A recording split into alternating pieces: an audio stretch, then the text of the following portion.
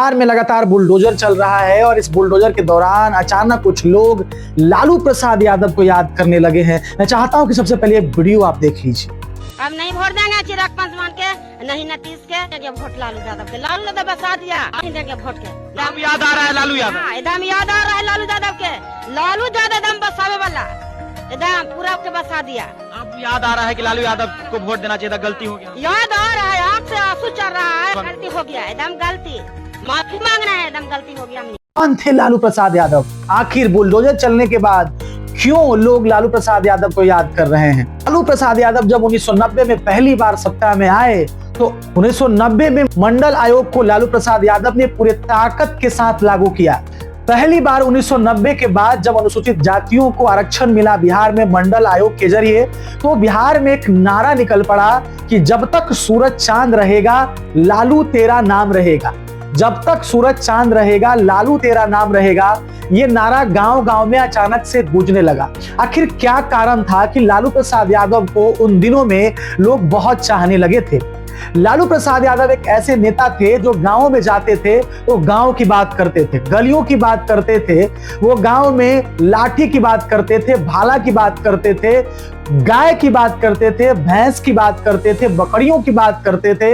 यानी कि वो गांव की बोली बोला करते थे, जिससे गांव के लोगों को लगता था कि कोई ऐसा इंसान है जो हमारे ही समाज से निकल करके आया है, कोई ऐसा इंसान है जो मेरे समाज से निकल के आया है और लगता है कि हमारे बारे में कुछ सोच रहा है। लालू प्रसाद यादव को गांव के अंदाज में बोलने के लिए जाना जाता है। लालू जी मजाक मजाक में कई बात को स्पष्ट रीति से कह देते थे।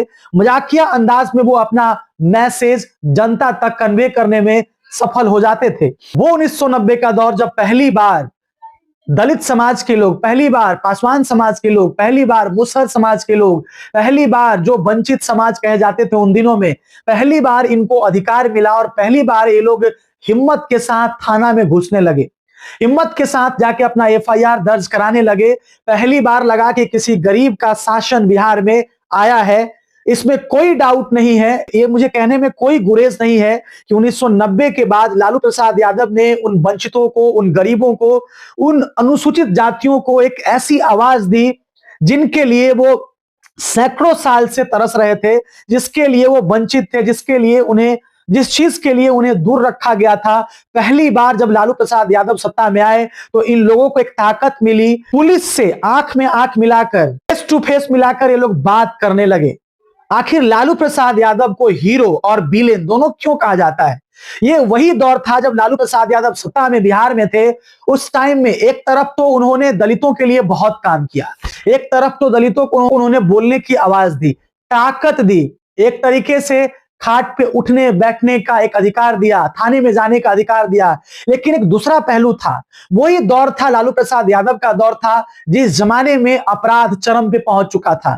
दिन में किडनैप होने लगे थे, लगातार चोरी हो रहे थे, बड़े बड़े कारोबारियों को उठा लिया जाता था, बड़े बड़े पैसे वाले लोगों की हत्याएं हो रही थी। यही दौर था 1990 से लेकर 2005 के बीच का जो दौर था। इस दौर में सड़क का हालत बहुत खराब हो गया था, बिजली का हालत बहुत खराब हो गया था, स्कूल कॉलेजों की हालत बहुत खराब हो चुकी थी। तो ये दूसरा एक पहलू था।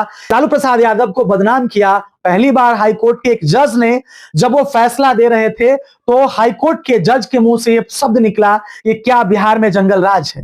लालू यादव हीरो इसीलिए हैं क्योंकि उन्होंने अनुसूचित जातियों को, दलित समाजों को, वंचित समाजों को, जो निचली जाति कह जाती थी, पिछड़े समाज के लोग कह जाते थे, उनको लालू प्रसाद यादव ने आगे लाने का भरसक प्रयास किया और लाया भी। आरक्षण के जरिए उन्हें नौकरियां दी, तमाम जगहों में, तमाम विभागों में उन्हें नौकरियां दी, वो नौकरी में आए और सत्ता के करीब आए।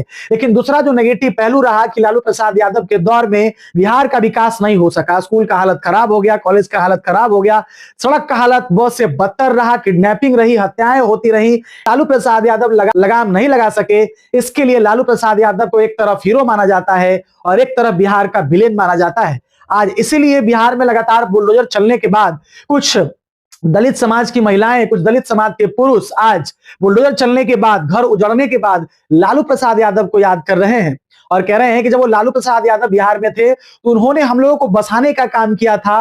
उन्होंने कहा था कि तुम कहीं नहीं जाओगे, तुम यहीं बसोगे, और हम लोग उस समय बसे थे और घर बना के उस समय से रह रहे थे। लेकिन आज पहली बार जब गृह मंत्रालय नीतीश जी के हाथ से सम्राट चौधरी जी के हाथों में चला गया है, उस समय के बाद लगातार बुलडोजर की कार्रवाई बिहार में हो रही है। बाकी लोगों का अपना अपना प्रतिक्रिया है, तमाम लोग अपनी अपनी बात अपने तरीके से कह रहे हैं। आप क्या सोचते हैं इसके बारे में, मैं चाहता हूं अपनी प्रतिक्रिया जरूर दीजिएगा। आज के लिए इतना ही। जय हिंद, जय भारत।